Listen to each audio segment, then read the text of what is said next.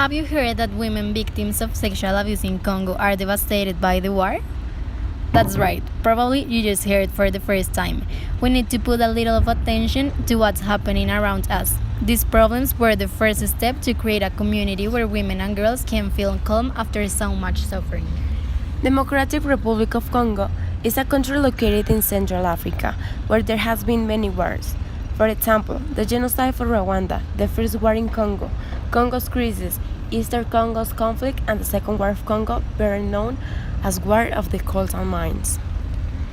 This war started by business alliances that different countries had for economic reasons, mainly to traffic and process minerals.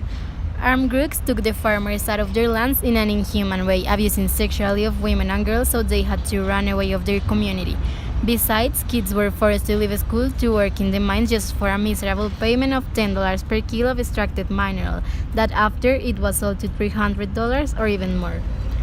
According to Christian Schuller, the militia used rape as a weapon, only to terrorize people. They use this way of abuse to evict these communities. 4 women are raped every 5 minutes in DRC, which triggers a series of mental problems for these women.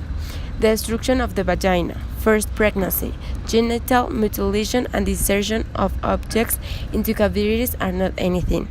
No one can say this is something normal. It is sad that even though technology is an amazing way of evolution, it's the main factor of these awful wars and destruction.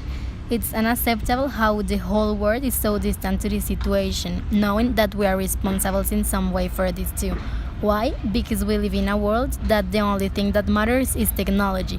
We live in the digital age. Often we want the best phones, the best laptops, and sometimes just to show off. Coltan, in particular, is the integral ingredient that allows smartphones and electronics to hold a charge. Some of the companies that use coltan and those benefits from these conflicts are Apple, Nintendo, Sharp, Nikon, Sony, Canon, Toshiba, Lenovo, and Samsung. And being honest, at some point everyone has used these brands, helping them unconsciously to continue with the destruction of the Democratic Republic of Congo and its community.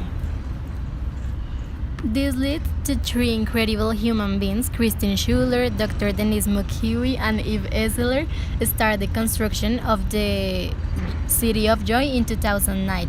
The city was founded in 2011. This is a community of women survivors of violence in Congo. The idea birthed when Eve had a reunion with some victims, and these women were saying that they wish a place to heal. Hence, the expression turned the pain to power. So, in this place, women are secure, they can dance, sing, learn their rights, and the most important thing is that they learn to love themselves. They realize that there's something else they can do to stop these problems of abuse. Every year, 180 women are graduated in this city. They become leaders of their community.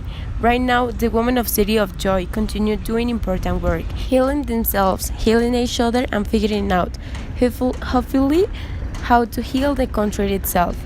These girls have a mission, Schuller said. When they go back to their communities, it's to spread the message and everything they learn of City of Joy. Some are now directors of a school, and some of them, because they had communication classes, they are a local radio station, and they go and help the other girls. It's amazing. It's like we've created a whole world network of women in solidarity, Eve said. And when you see these monks 6 months later, you can even believe it's the same people. They're just these radiant, gorgeous flowers that have blossomed and who are secure and competent.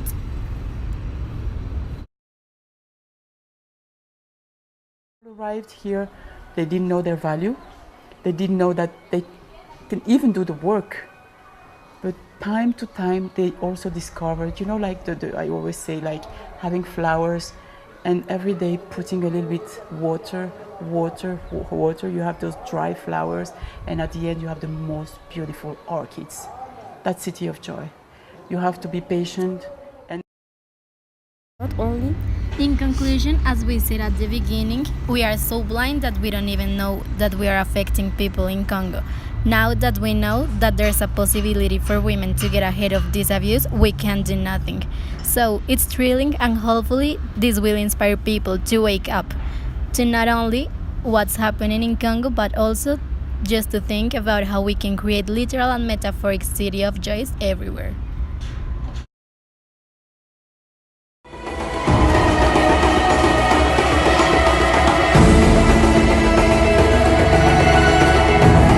Nilikuwa na boga sana tangia leo, boge naisha.